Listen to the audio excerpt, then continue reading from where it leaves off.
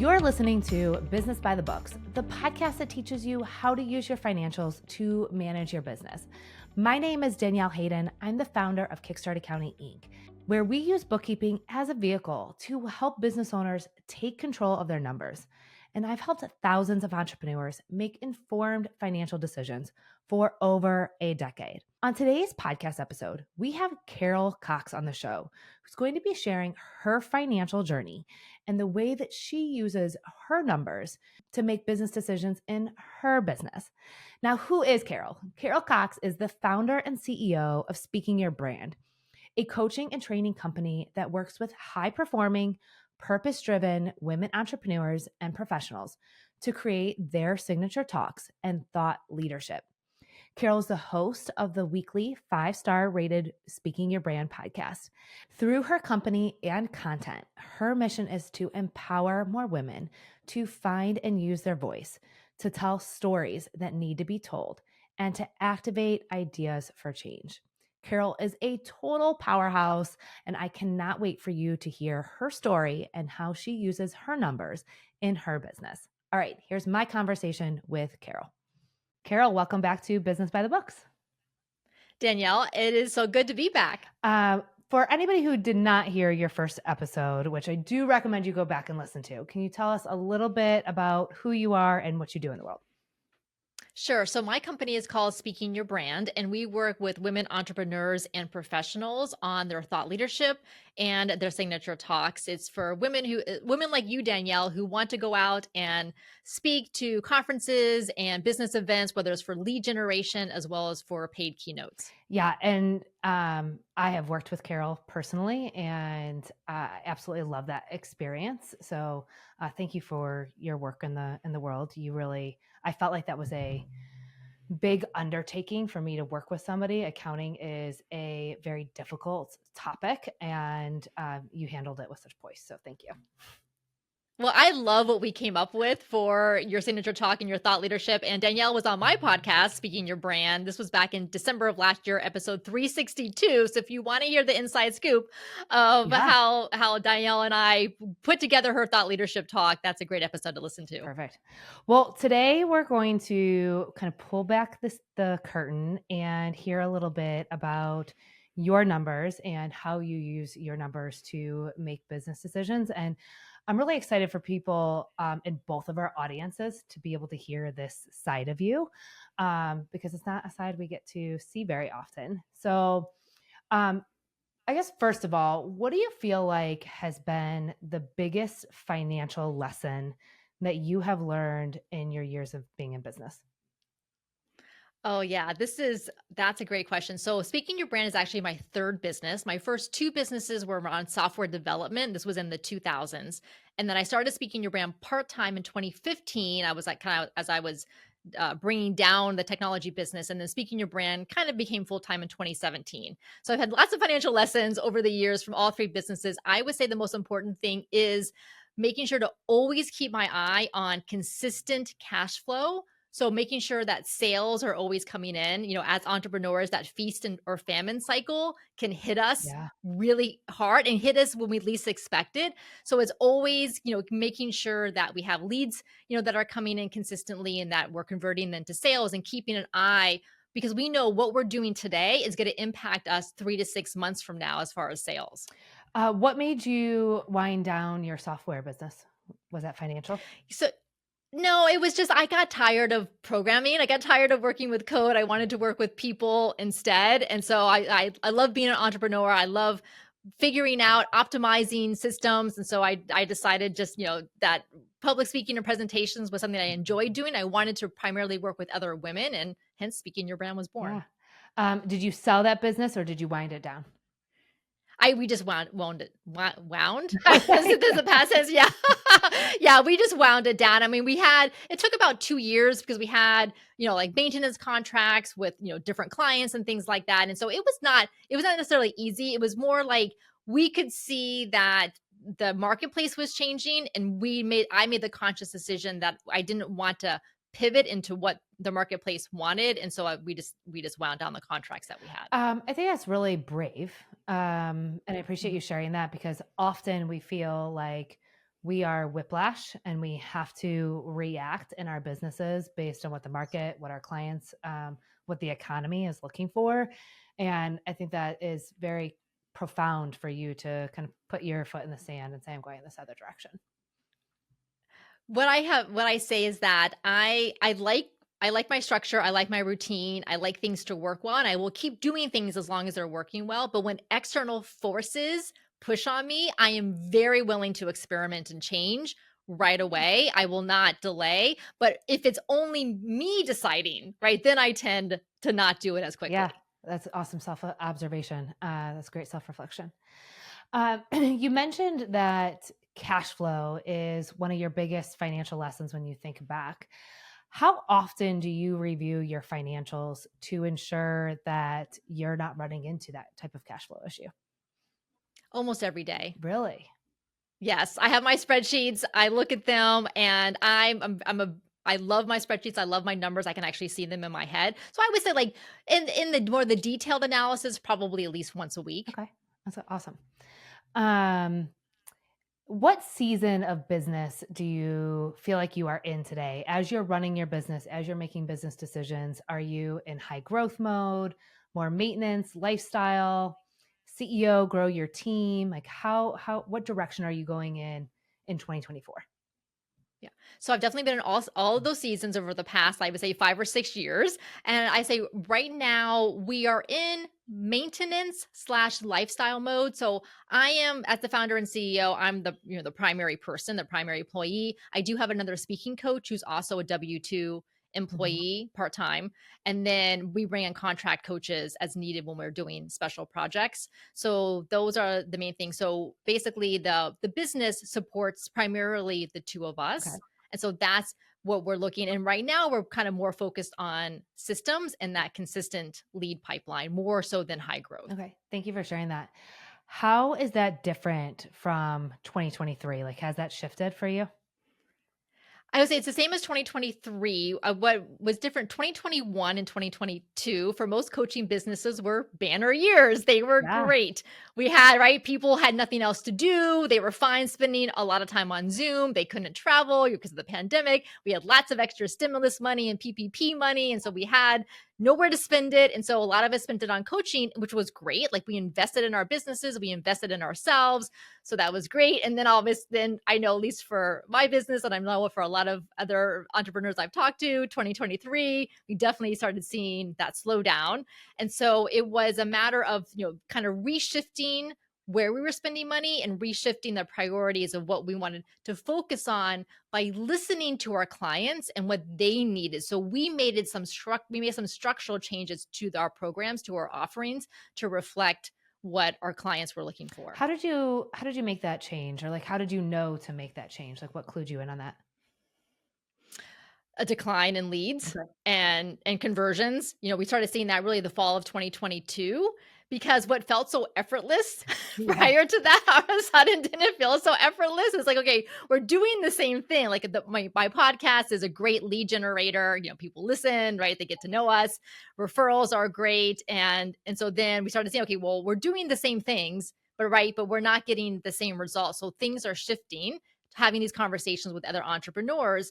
And then I also use myself as a barometer of like, how am I feeling? I'm like, I don't want to spend 16 weeks in a program on Zoom, which is what our Thought Leader Academy was. So we cut the program in half to 8 weeks. Same results. Is actually better because the women we worked with were looking for that acceleration Yeah.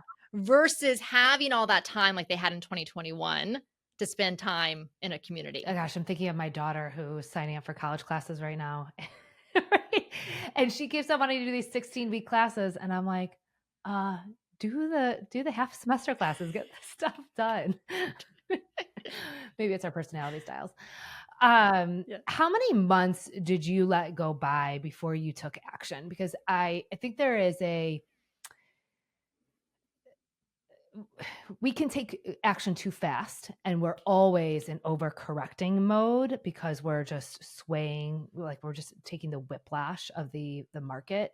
And other times with our clients, we're seeing that we're waiting too long to take action. So how many months did you let go by specifically? As far as for changing the program, the length of the program, kind of a little bit of the focus. So I started noticing the change in around August of 2022. And then by January of 20, so by our January enrollment of 2023, we had cut the program in half, changed the pricing structure a bit, and then changed, making sure that we were giving them the same deliverables, but in an accelerated time frame. And then how did you monitor those changes afterwards? So we started seeing the leads increase again. So again, which was great because, like, okay, now we're recognizing that this is what our client population wants. This is serving where they're at right now. We can get them what they need in a faster way. And by doing that, we were also able to drop the price point a bit because, again, the program was cut in half. We didn't drop the price exactly in half, but we were able to make it more attractive within the new economic realities that we were in. Yeah. Awesome. Thank you for sharing that. All right. Now that you are in this maintenance mode, so you're not in high growth mode, but you still want to see leads coming in the door. When you are looking at your financials, what percentage of your revenue are you spending on advertising and marketing costs? Okay. So we do 0 paid advertising. And that is, I love it. Thank you. Yeah. right. And trust me, it is not for want of wanting to do it. Or, I mean, we tried to run some Google ads, but again, like, you nearly need someone who's an expert in that because Google does not make it easy to run ads. You think they would because it makes more money for them, but they do not. And so, I'm not a big fan of Facebook. I haven't been on Facebook for probably 5 years, so I don't run ads on Facebook. No, I don't use Facebook. I don't use Instagram. I use LinkedIn as far as the business and my own personal social media consumption. So I think that's part of it, is that I don't really like social media, so we haven't been advertising there. Now, so paid advertising is 0. Now, that's not going to stay like that forever. I do recognize the benefits of paid advertising. Now, as far as marketing, so marketing is a little bit harder for me to quantify just because I am the marketer in the business, because I have a marketing background. I teach marketing. And so I'm the one who thinks about what's the marketing message, what's the next campaigns that we're going to do, how does this fit with our enrollment dates. So I'm doing a lot of that work myself. Okay. And when you pay yourself, you're paying yourself as the officer owner of the business and not allocating those salaries, which, to be clear, I do not recommend anyone allocate their salaries, especially as a business owner. You have way too many hats. So just to clarify for the listeners, you're just paying yourself one salary, all allocated to owner salary. Correct. Exactly. And you're not doing any other marketing campaigns, or how about software? Do you have any software or tools that you use? Oh yeah. So we have a bunch of software subscriptions, everything from Zoom to Canva, Asana, like all the typical ones. And according to my spreadsheet currently, because we'll cancel some and add new ones based on what we're doing. So currently our monthly software subscription is around $700 a month. Okay. Pretty lean. Yeah. So, but again, remember, it's just 2 of us in Speaking Your Brand, and our average clients per year is probably, let me see, I'll do 8. We probably work with about 30 clients a year. Okay. Thank you for sharing that.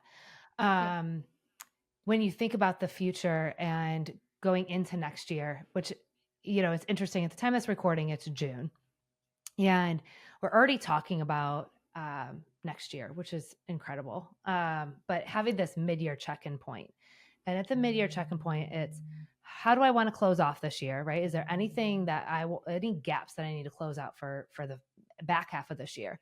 And looking into the future of next year, do you see your season of business changing, or are you consistent that you want to continue in maintenance mode?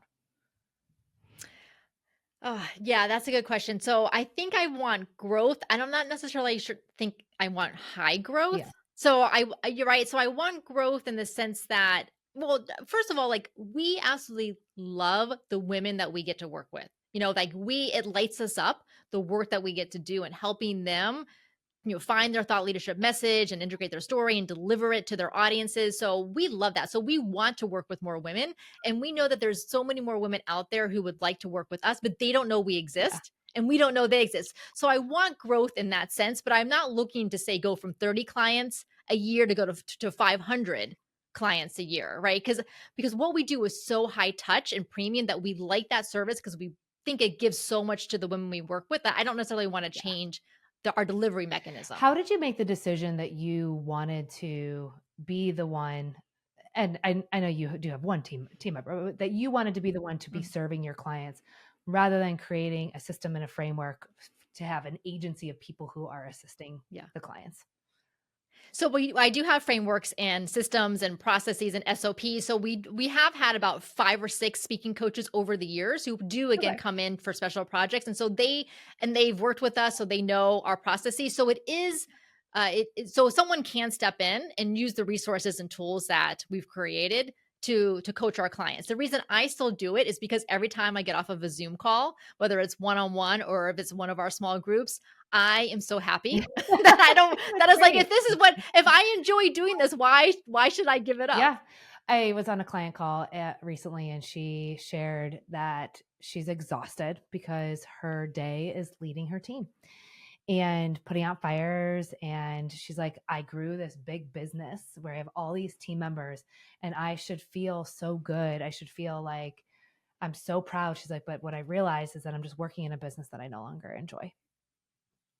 So that happened to me at the beginning of 2021. Okay. It was January 2021. I had a team meeting on Zoom. There were 9 of us on. I was so excited, right? Marketing coordinator. We had 4 coaches. We had our graphic designer. We had our, I mean, like, and my executive assistant. I mean, I was like, oh my God, this is amazing. Like all these incredible women.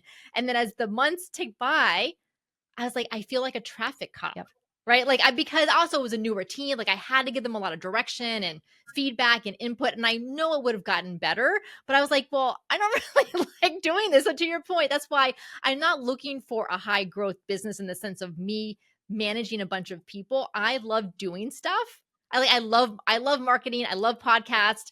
I love content creating. I love servicing our clients. So that's why I like to wear those hats, and I want to continue to wear those hats. And I don't know, maybe that's Yeah. just where. You just gave somebody permission. Like, I promise you, Mm, somebody who's listening, you just gave them permission, because we think, especially on a social media filled world that I know you don't participate in, and rightfully so, that it's go, go, go. You have to be growing. You have to be doing more, more, more.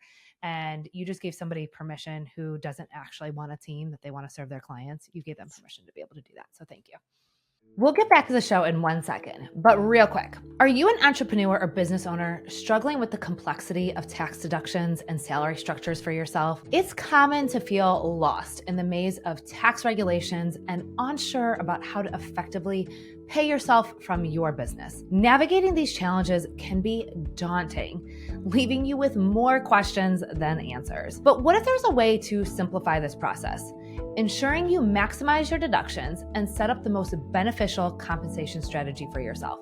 That's exactly what our guide on the top tax deductions for every business owner and how to pay yourself as a business owner are for. These resources are designed to demystify the essentials, helping you understand and leverage tax deductions and outline a clear, effective strategy for your salary as a business owner. Through these guides, you'll learn the key deductions you shouldn't miss, strategies for tax efficient salary and owner's draws, and much more, ensuring you're financially optimized and compliant. So if you're ready to take control of your financial health with confidence, head over to kickstartaccountinginc.com/gift or click the link in the show notes and download your free resources today. Okay, back to the show. yes. Well, thank you. And, I must say that I am grateful to have my other speaking coach as that person. Not only she does incredible work with our clients, but in case like I'm going on vacation soon for 10 days, Yeah. and, she continues to service our clients and she's there to answer any questions that they have. So for that, I am glad that at least I have someone else, because I wouldn't want this to be all on me either. Yeah. We always talk about more profits, like more profits doesn't equal a better business. And so as you think about the amount of money that you pay on payroll to pay yourself, to pay your other team members, when you think about that profit percentage that's left over, if you want to share that, maybe you can share Hmm. what percentage of sales that you have left over for profit. And when you think Hmm. about that, how does that align with your goals and where you want to see your business? Hmm. Yeah. So I don't have a number here on my spreadsheet as far as what percentage of payroll to profit, Yeah, type of thing. I will say that in 2023, so last year, payroll was about 60% or so of the expenses. that's perfect. Yeah, it's great. Yeah, so somewhere around there. So 63%.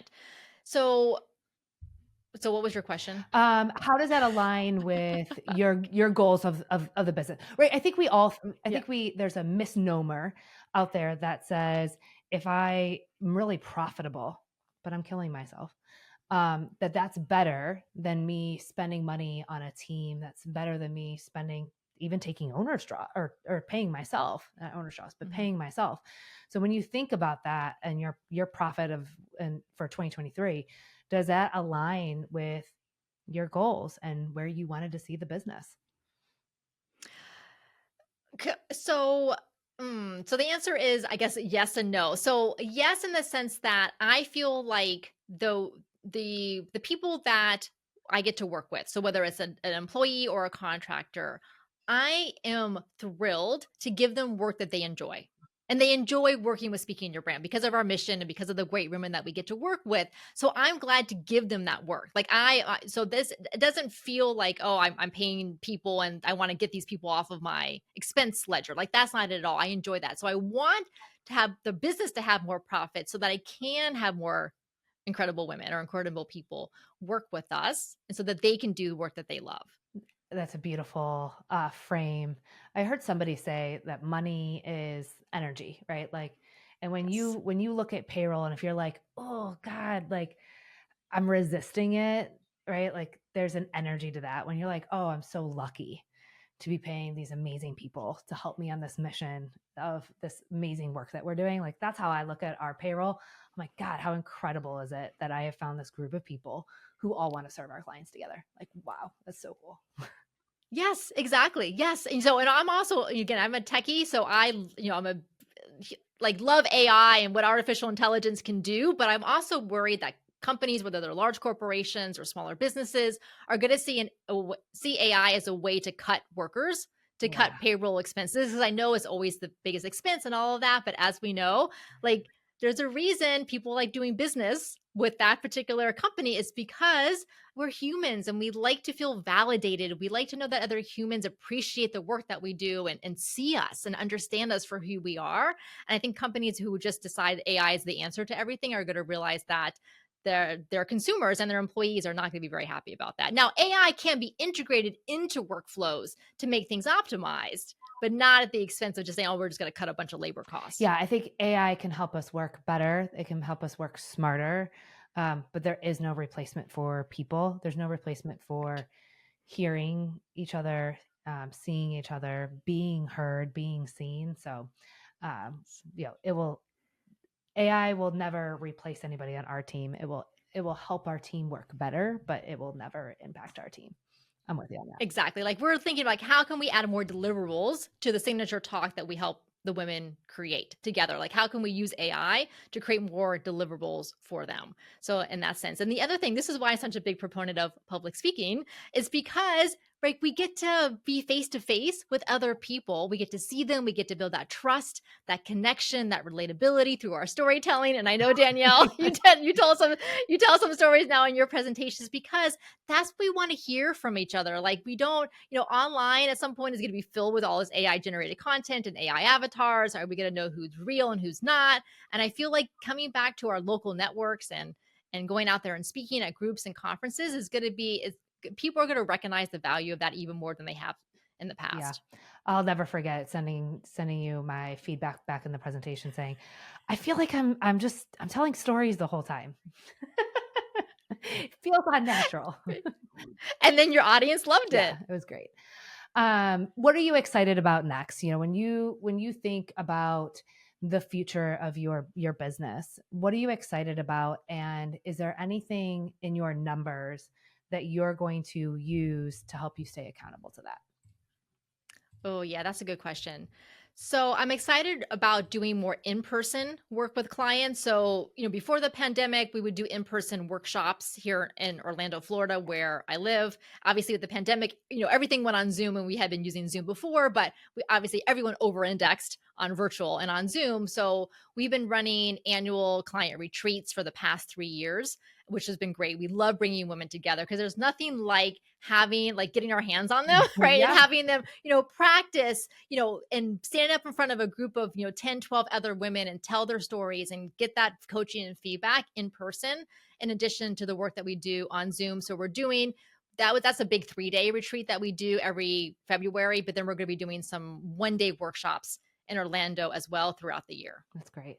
And how will you ensure that when you look at your numbers, how will you ensure that that makes good business sense as you continue to run them? Yeah, so that is a great question. So we have to price it appropriately. And I remember when I was getting ready to run the very first one back in early 2022, I was talking to a colleague and I was like, "Okay, here's what I'm thinking of pricing it at." And she's like, "Are you crazy? You cannot tell you will not you'll lose money." And she was right. If I priced it at that, it would have been a disaster, financially. And so definitely we priced it more. But I'm, thinking about there's so much that goes into putting on an event, more than you realize until you do Yeah. it. But then also factoring in my time, right? My other team members' times, because it feels like, oh, well, we're just going to prep for it and be there. We do that anyways as part of our salaries, but it does take away from other things that we can do in the business. So making sure that we're factoring that in and then pricing it appropriately. Yeah. Um, Thank you for sharing that because it's not just the hotel, the conference room, flights, or I think we think, especially at salary, my time is free, my team members' time is free, but there is the accounting term for it is sunk cost. And opportunity cost, right? By taking both your time and your team's time to prep and be there, we're losing the opportunity to have you speak somewhere or to be serving clients or whatever else you might have been doing for that opportunity cost. Exactly. So I try, and I'm not perfect at this, but I do try to track my hours just so I know, okay, like how many hours did I actually put into planning, prepping, promoting this particular event. So I can kind of get a sense of, okay, if it took me 50 hours to do this, and this Yeah. was what we made from the event, is that worth it? Or what do we need to adjust going Yeah. forward? I think our gut lies to us a lot. And we recently did a personality assessment, and I'm somebody who really leads with intuition, my gut feel. So I'll often teams my team and I'll say, I can't put my finger on it, but my intuition says something's just off. And they're so used to getting emails or messages like that. However, I'm also humble enough to say that our data and the numbers is the best way that I can verify my gut. And I think too often as business owners, we're just leading with our gut and we're not verifying that data. Yes, and I think also as entrepreneurs, we tend to be optimistic by nature because that's right. That's why we can start businesses because we feel like it's going to go well. But there's such a thing as being maybe wishful thinking or too optimistic, like oh things will turn around or it's not going to cost as much or whatever, and that can delay making those decisions that we talked about in the beginning. Yeah. All right. Anything else that you want to leave the listeners with? Any other best practices or tools that you use, hacks that you use in your business? Yeah, that's a good question. So, like I said, I like my spreadsheets. And again, my business is relatively simple. Like we don't have a huge number of different revenue streams. We're not an e-commerce, so we don't have, goods and like inventory and things like that. But I am very good at tracking. And so like if we have clients on payment plans, right, I have it in the spreadsheet so I know like here was their first payment of the 3 payments that they have to do so I can track if, one doesn't come through or whatever, I can follow up. So I'll know what is coming up and I can track then projected cash flow but also make sure that those payments are coming through because I think for a lot of entrepreneurs if they're not tracking that intentionally, there may be money out there that they've completely don't even Yeah. know that they should have, but like the card was declined or the expiration date changed and they don't even realize it and the client doesn't realize it. So yeah, so I'm very good at tracking that. So I would say that would be one thing is make sure even with payment plans that you're tracking that. And then the other thing I would say is that maybe going back to the in-person things or any type of projects that you're working on where there are a lot of different line items. I have a separate spreadsheet just for that. And then I'll compare event to event or year to year. So I'll figure out, okay, like, am I keeping about the same expenses or the same percentage of expenses from event to event?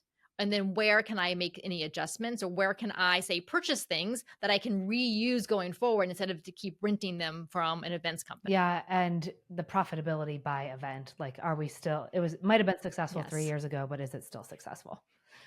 Right, because maybe inflation went up and Yeah. the cost of where we're having it is going up, or maybe we need to change venues because we can get a better deal somewhere else. So yes. Yeah. Yeah, always like checking those things. And I know it takes time a lot of times to do that, but it can be worthwhile to just spend that hour even doing the research or talking to other vendors to see what else is possible. It sounds like you're a numbers person and you are very organized. And I just want to, I want to encourage anyone who's listening that if some of those things sounded really intimidating and you're like, "Ah, I'm just not a numbers person," or that sounds really organized and I'm just not good at that, make sure that you have a team of people around you who are. There are plenty of things that I'm not good at, and I make sure I have a team of people who are surrounding me that can balance my weaknesses and my strengths. So it sounds like that's a strength of yours, and I love that you've leaned into that.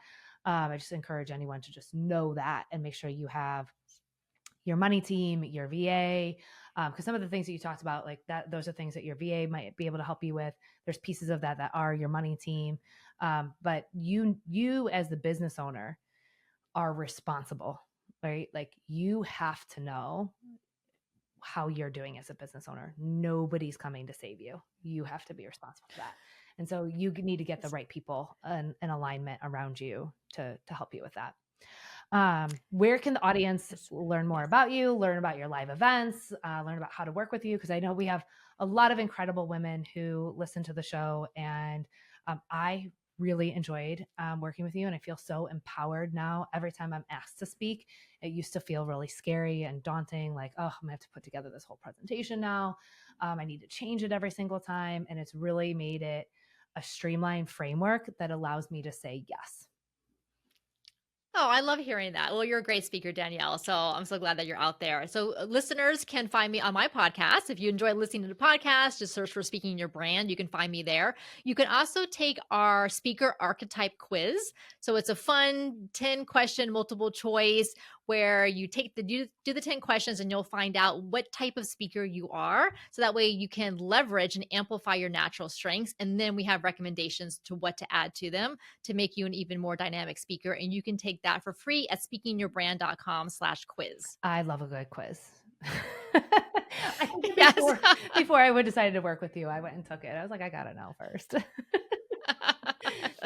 We'll put all of the links in the show notes. Carol, thank you so much for being here. Thank you so much, Danielle. I appreciate the conversation. I have a favor to ask.